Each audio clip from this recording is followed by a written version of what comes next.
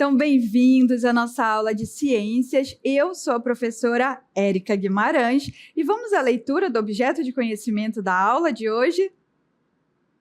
Aula 10, objeto de conhecimento, ideias evolucionistas, detalhamento, teoria evolucionista de Lamarck, força interna e herança dos caracteres adquiridos. E esse é o tema, da nossa aula de hoje. Vamos à aula!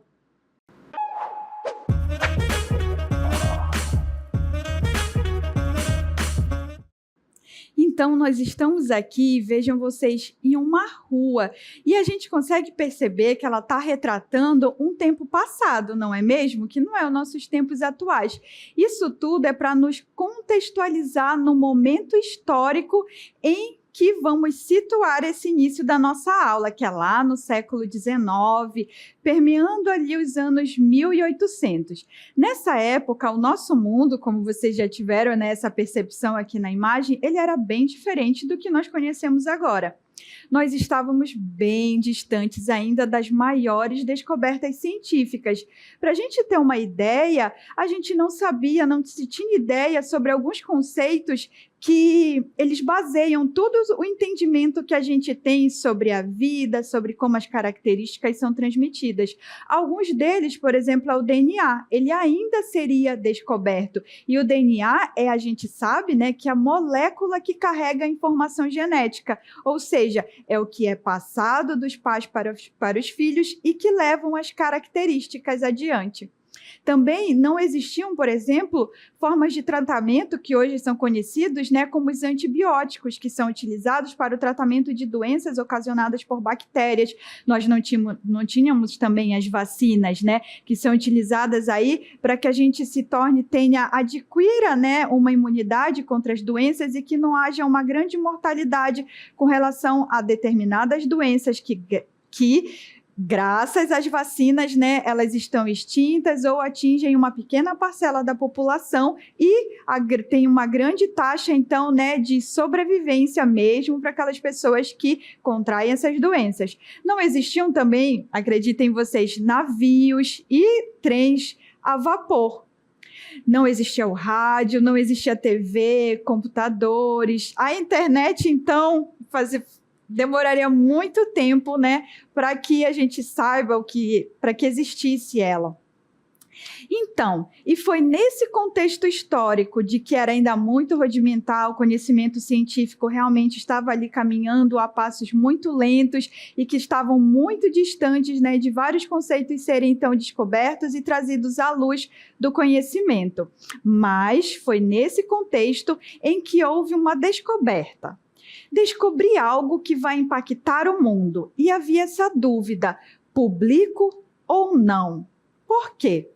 Nessa época, o mundo ele vivia grandes transformações, tanto sociais, políticas, bem como científicas. No entanto, apesar desse progresso que já vinha acontecendo, novas ideias científicas elas enfrentavam uma forte resistência por parte daquele meio da população em geral e até dos estudiosos daquela época.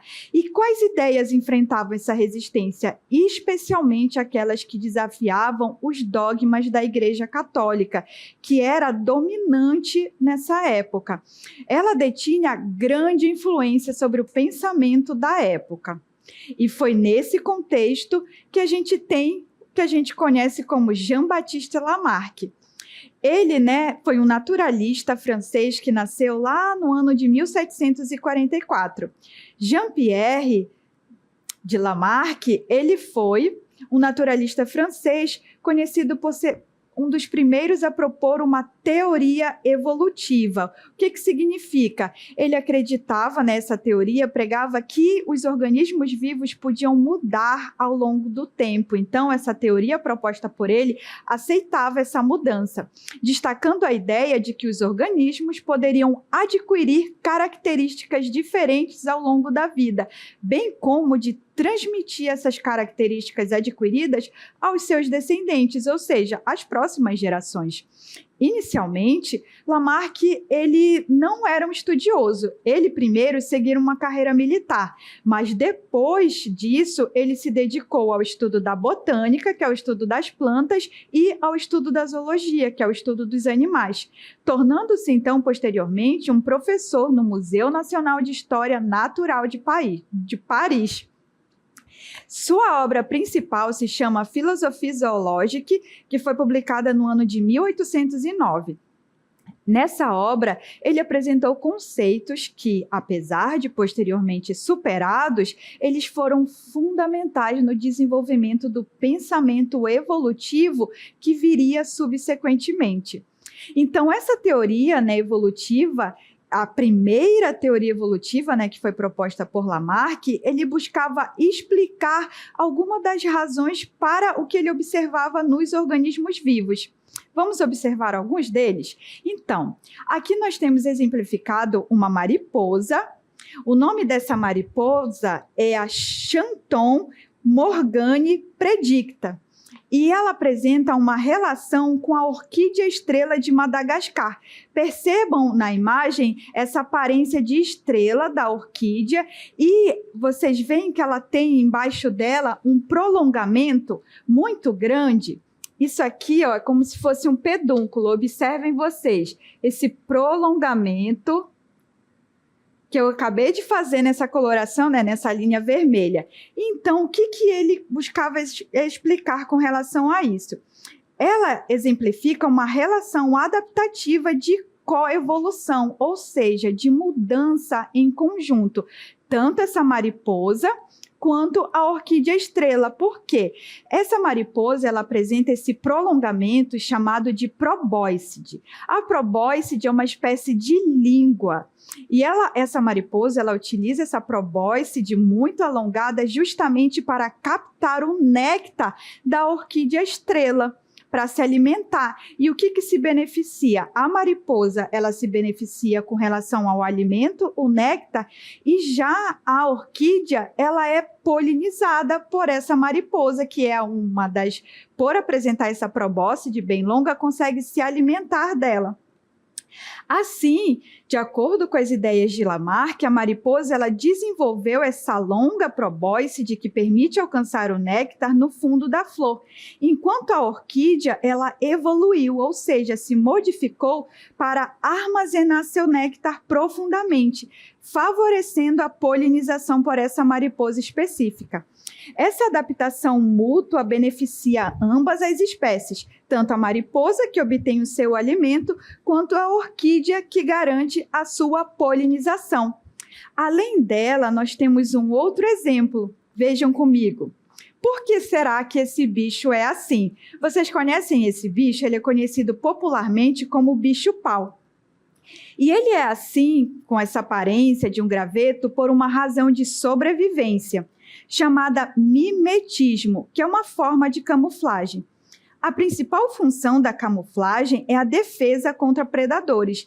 Então, com relação ao bicho-pau, essa imitação de galhos e folhas é a forma alongada que ele apresenta e essas colorações que podem ser marrom, verde ou amarelada do bicho-pau, que se misturam perfeitamente com os galhos e folhas das árvores onde ele se alimenta. Com relação a ele ficar imóvel, né, essa imobilidade estratégica é que, além da aparência, o bicho-pau consegue ficar imóvel por longos períodos para simular exatamente um graveto. Muitos deles também balançam o corpo suavemente, imitando então o movimento de um galho ao vento para aprimorar esse disfarce. E dessa forma eles enganam predadores, como pássaros, lagartos e macacos, que acabam não notando a sua presença e o bicho-pau pode escapar desse perigo. Assim, essa estratégia de disfarce é um grande sucesso evolutivo para a espécie, permitindo que ela se alimente e se reproduza, né, sem ser detectada. Então, essa é alguma das explicações que a gente tem do porquê que esses bichos são assim. Nós temos um exemplo também aqui na nossa região, que é a da piramboia. Vejam só, a natureza ela é espetacular e existe até um peixe pulmonado. justamente a Lepidosirem paradoxa, conhecida popularmente como piramboia. Ela também é conhecida como peixe pulmonado sul-americano, porque é encontrada no continente sul-americano. E ela é uma criatura fascinante que desafia as convenções típicas dos peixes. Por quê? Este peixe ele é capaz de respirar ar atmosférico graças à presença do que são chamados de pulmões rudimentares, uma adaptação notável para sobreviver em ambientes onde a água pode ser escassa ou pobre em oxigênio. Como assim, professora? Ela tem um pulmão? Então vejam, ela apresenta uma bexiga natatória, só que essa bexiga natatória, para quem já tratou um peixe, quando a gente abre um peixe, tem como se fosse um balão no interior dele, é o que a gente chama de bexiga natatória. A da piramboia é altamente vascularizada, ou seja, cheia de vasos sanguíneos. E essa característica dessa maior vascularização é o que permite que esse órgão realize também trocas gasosas. Não é só a piramboia que tem essa bexiga natatória altamente vascularizada. Vocês conhecem também a traíra? Então, a traíra, ela também consegue passar, assim, alguns períodos de tempo, não como a piramboia.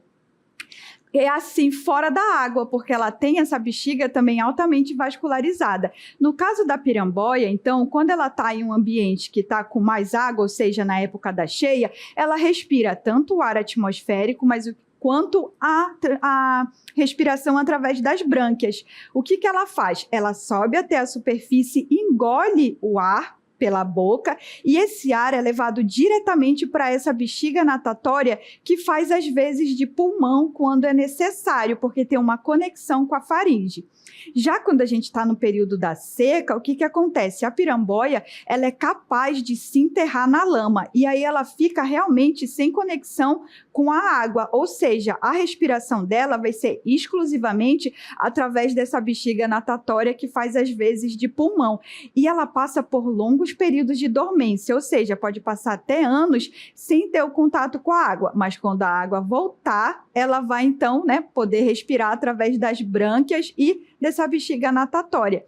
Então, isso é um exemplo, da grande diversidade e adaptações que os organismos eles apresentam. Então, essa grande biodiversidade, ela é vista tanto nos ambientes terrestres, quanto nos ambientes ali aquáticos, nas altas profundezas do oceano, onde a gente percebe essa grande biodiversidade marinha. Então, nessa questão, com relação à biodiversidade marinha, o planeta Terra, o que a gente percebe é que ele abriga uma diversidade impressionante de espécies. Essa diversidade é estimada em cerca de milhões, e cada uma desses organismos, dessas espécies, elas apresentam características e adaptações únicas. Essa biodiversidade ela é resultado de bilhões de anos de evolução. E essa palavra evolução, o significado dela é unicamente mudança. Ou seja, é resultado de bilhões de anos em que essas espécies mudaram. Onde os seres vivos eles exibem, então, estratégias variadas para sobreviver. Como vimos o caso ali da relação da mariposa com a orquídea estrela, da alimentação. A gente viu o caso do bicho-pau, para que ele consiga passar despercebido por predadores, bem como a adaptação da piramboia para sobreviver, nessa região em que a gente percebe que tem os pulsos de inundação, que uma hora está muito cheio, em outra, no pulso, às vezes, está muito seco.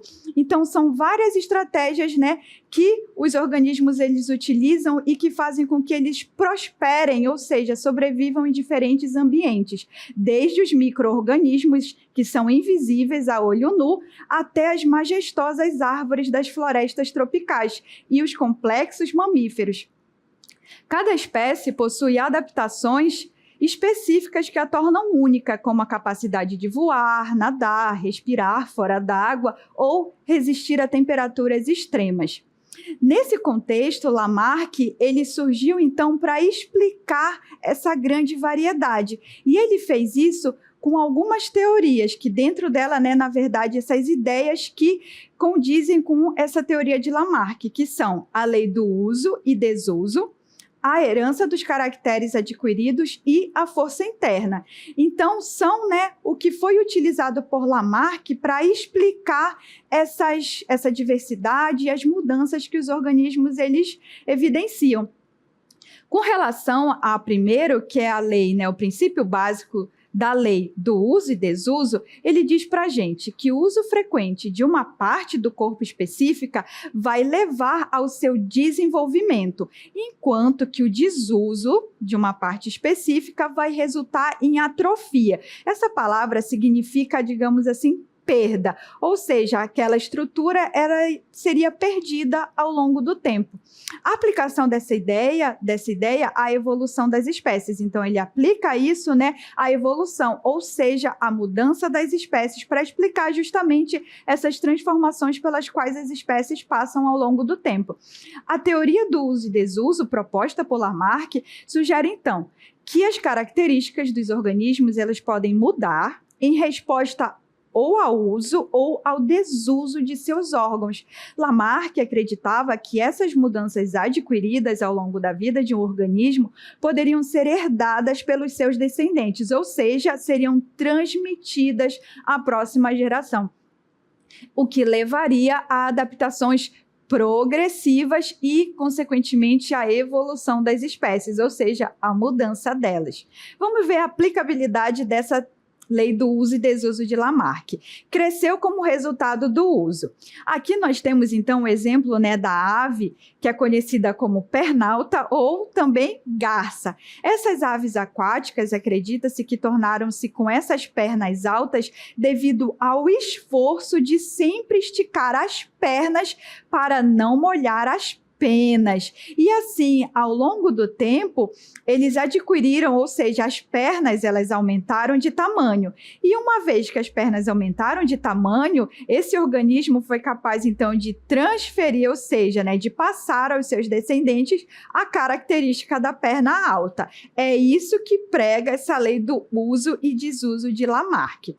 Já com relação a um outro exemplo, atrofiou como resultado do desuso, e aqui ao meu lado vocês podem perceber, né, que temos um exemplo de uma baleia, onde a gente vai entender que atrofiou certas partes dela com relação aos membros inferiores. A explicação de Lamarck para isso teria se baseado na lei do uso e desuso. Segundo essa lei, se um órgão é muito usado, ele se desenvolve e se fortalece, mas se for pouco utilizado, ele atrofia e enfraquece. No caso das baleias, seus ancestrais, eles eram mamíferos terrestres, com membros funcionais. Ao migrarem para o ambiente aquático, então, a falta de uso desses membros inferiores para a locomoção fez com que ossos pélvicos e das pernas perdessem sua função original e, com o tempo, eles então se atrofiaram. E por isso que as baleias, elas mantêm, então, né, esse osso pélvico atrofiado, de acordo com essa lei, né, do desuso de Darwin. Temos ainda uma outra lei, que é a lei da herança dos caracteres adquiridos. Então, ela está associada à lei do uso e desuso. Essa lei, por sua vez, postula que as características que foram adquiridas por um organismo durante a vida, como o atrofiamento por desuso, poderiam ser transmitidas aos seus descendentes. Então, além disso, o que aconteceria? A cada nova geração, a característica, utilizando o mesmo caso das baleias, por exemplo, né, a característica de ter os ossos pélvicos menores e atrofiados, ela foi então, né, seria repassada a seus descendentes, levando assim, ao longo de milhões de anos de modificação, aos pequenos ossos vestigiais, ou seja, são ossos que permanecem, remanescentes, que vemos nas baleias modernas atuais. Segundo essa lei de Lamarck ainda, se um organismo ele desenvolve ou modifica uma característica em resposta a esse seu ambiente externo ou ao uso de um órgão, que essa mudança ela é refletida em seus genes e que aí seria capaz então, né, de ser passada para as próximas gerações. Então, é isso que essa lei, né, do uso e desuso e da herança dos caracteres adquiridos prega para nós, que uma vez adquirido, né, pelo uso ou perdido pelo desuso, que essas características elas são assimiladas nos genes e que podem então ser passadas adiante. Nós temos ainda um outro exemplo que Lamarck acreditava, para a gente explicar o exemplo do pescoço das girafas. Hoje nós percebemos a existência de girafas com pescoços longos. De acordo com Lamarck, antes existiam girafas de pescoço curto, mas de tanto elas se esticarem para pegar alimento lá no topo das árvores, que o pescoço das girafas foi se esticando, até que chegasse ao pescoço alto que as girafas exibem. E que aí, uma vez adquirida essa característica do pescoço alto, que essa característica ela foi passada de geração em geração. Então, esse é um outro exemplo para a aplicação, né, dessa lei do uso e desuso e herança dos caracteres adquiridos. Com relação ainda à herança dos caracteres adquiridos, nós temos o exemplo do pato. Nesse exemplo, aplicando essa ideia de Lamarck, ele argumentaria que, à medida que um pato usasse suas patas de forma intensiva para nadar e se adaptar a um ambiente aquático, seus pés poderiam se tornar progressivamente mais adaptados ao nado, desenvolvendo características como membranas interdigitais mais largas e robustas, que são esses pés característicos do pato. Segundo Lamarck, essas modificações adquiridas nos pés durante a vida do pato seriam herdados por suas crias, resultando em uma população de patos com pés cada vez mais especializados para nadar. Então, o que a gente percebe com relação a essa herança dos caracteres adquiridos, né? Que essas características, elas são passadas às gerações posteriores.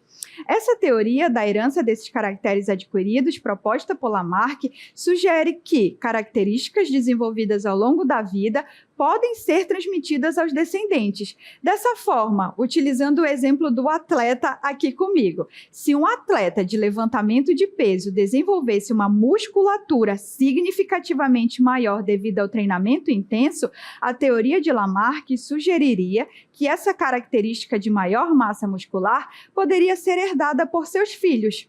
No entanto, a ciência moderna, que é baseada na genética, demonstra uma coisa diferente para nós. Demonstra, por sua vez, que a herança ela é determinada pelos genes e não pelas mudanças adquiridas no fenótipo, que são essas características visíveis que nós podemos observar nos organismos.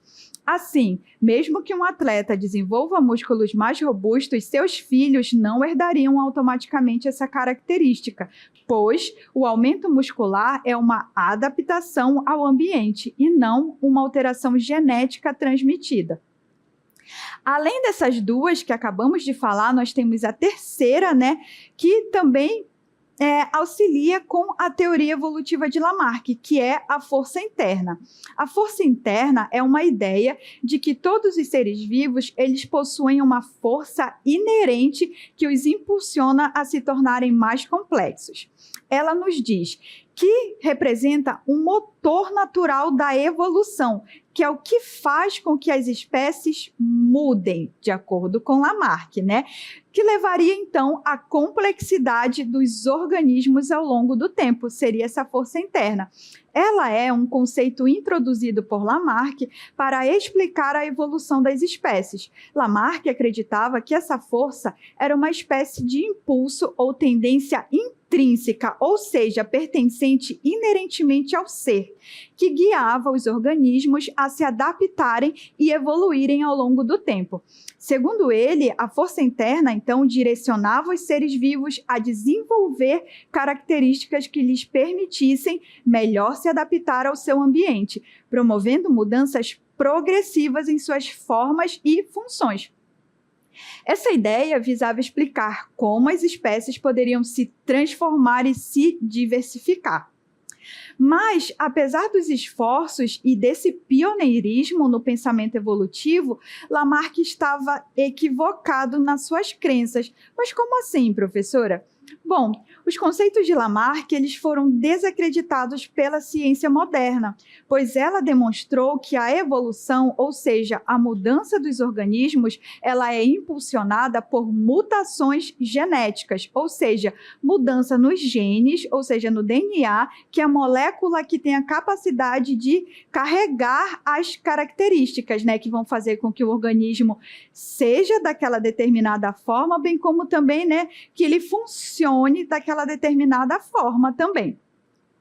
E além da mutação genética, ela também muda pelo que a gente chama de um processo de seleção natural e não por uma força interna inata que era pregado pelo Lamarck. A genética moderna mostrou que características adquiridas durante a vida não são transmitidas aos seus descendentes, e a seleção natural de Darwin forneceu uma explicação mais robusta para a adaptação e evolução das espécies. Embora Lamarck tenha sido um precursor importante no campo da biologia evolutiva, suas teorias foram substituídas por modelos mais precisos, baseados na genética e na seleção natural. Além disso, nós temos os experimentos de Weismann. August Weismann, ele esteve presente na história no final do século XIX, e ele realizou experimentos que mostraram que a remoção de caudas de camundongos por várias gerações não resultava em camundongos sem cauda. Então, esses experimentos, eles auxiliaram para refutar a ideia de Lamarck da herança dos caracteres adquiridos. Também. Além disso, nós tivemos os estudos da hereditariedade de Gregor Mendel, pois Mendel, com suas experiências sobre a herança de características em ervilhas, revelou que as características elas são transmitidas por unidades genéticas, que na época ele chamou de fatores, mas que hoje em dia nós sabemos, né, que chamam-se genes, e que não ocorria através da herança de modificações adquiridas durante a vida de um organismo. Os princípios de Mendel, né, sobre segregação e a distribuição independente mostraram que os caracteres são herdados segundo padrões fixos e não são alterados pelo uso ou desuso de determinado órgão. Essa descoberta forneceu uma base sólida para a genética moderna, que refuta a ideia lamarquista de que características adquiridas poderiam ser transmitidas aos descendentes. Além dos estudos da hereditariedade, nós temos também a teoria da seleção natural, proposta por Charles Darwin, né, que foi publicado aí no livro A Origem das Espécies em 1859. Darwin, por sua vez, introduziu a teoria da seleção natural, que explicava como as variações entre indivíduos em uma população poderiam levar à adaptação e evolução das espécies ao longo do tempo. Darwin propôs que a seleção natural era o mecanismo, né, e que ele atuava sobre as variações genéticas pré-existentes. Ele demonstrou que as características que eram favoráveis em determinado ambiente aumentavam, então, as chances de sobrevivência e, consequentemente, de reprodução. Se você sobrevive melhor, você tem maiores chances de transmitir aqueles genes, né, para as próximas gerações. Enquanto que as características que seriam desfavoráveis, elas acabavam sendo eliminadas. Por quê? Como não eram favoráveis àquele ambiente, aquele organismo ele nem conseguia chegar a reproduzir e a passar essas características adiante. Esse modelo de Darwin, baseado então na variabilidade genética e também na competição natural. Ele forneceu uma explicação mais robusta, ou seja, mais forte e empiricamente sustentada. Ou seja, empiricamente significa que a gente consegue observar ela aplicada no ambiente. E ela, então, é melhor sustentada para explicar a evolução, substituindo as ideias de Lamarck sobre a herança de caracteres adquiridos e a força interna. Temos também o que a gente chama de teoria sintética da evolução, que justamente representa a integração da genética de Mendel com a teoria da seleção natural de Darwin e resultou na chamada teoria sintética da evolução ali dos anos 1930, 1940. Além disso, nós temos também, né, a descoberta do DNA e da genética molecular. por James Watson, Francis Crick e a Rosalind Franklin, no ano de 1953. A descoberta da estrutura do DNA revolucionou a biologia e a compreensão da herança genética, com a elucidação da estrutura de dupla hélice do DNA, que forneceu a base para a compreensão de como a informação genética ela é armazenada, bem como replicada e, principalmente, como ela pode ser transmitida entre gerações. Rosalind Franklin contribuiu com suas imagens de difração de raio-x, que foi crucial para desvendar a estrutura, enquanto que Watson e Crick, eles integraram esses dados para modelar a famosa dupla hélice do DNA. Então, são algumas das ideias da genética que vieram posteriormente a Lamarck que mostraram essa refutação dessas ideias propostas por ele. No entanto, quando nós lembramos de Lamarck, o foco deve ser o fim do fixismo, que é a ideia de que as espécies elas não mudam ao longo do tempo, elas são o que são e nunca mudariam.